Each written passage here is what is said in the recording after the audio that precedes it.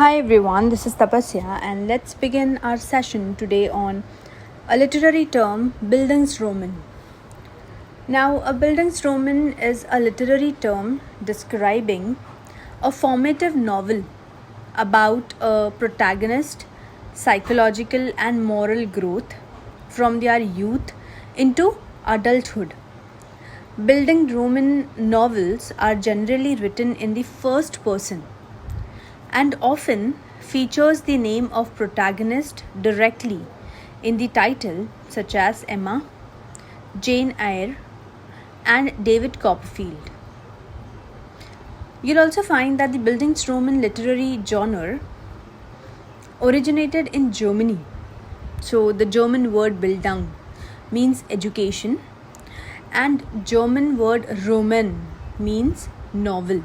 So thus Bildungsroman is translated to a novel of education or a novel of formation. You should remember that the actual term Bildungsroman was first coined by philologist Karl Morgenstern. Karl Morgenstern, Morgenstern, during his lecture at the University of Dorpat in 1819.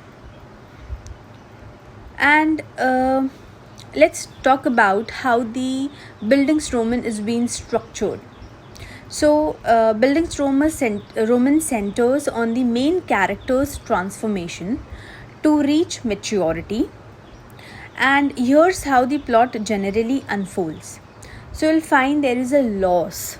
That is, the protagonist experiences a profound emotional loss at the beginning of the story, and typically during their childhood or adolescent formative years.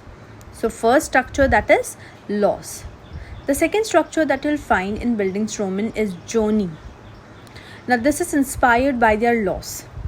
So, the protagonist sets out on a journey, either physical or metaphorical, to find the answers to a big question and gain life experiences that will help them better understand the world. The third structure that you would understand of Bildungsroman is conflict and personal growth. Now, in this, you'll find that the protagonist path towards the maturity is not an easy one. They make mistakes and are usually at odds with society. But as the story continues, the protagonist slowly accepts the ideas of society and society accepts them back. So here you'll find conflict and personal growth in such sense of Bildungsroman. The next is maturity. So the protagonist demonstrates immense psychological growth, change, and maturity by the end of the novel. So the story sometimes ends with them giving back and helping someone else on the path to maturity. The best example that I would give for this structure of Bildungsroman is Bhag Milkha Bhag. If you have ever watched it, you'll understand the whole story. Basically, the small clips of it is associating with Bildungsroman. You'll find loss, you'll find the journey, you'll find conflict and personal growth, you'll also find maturity.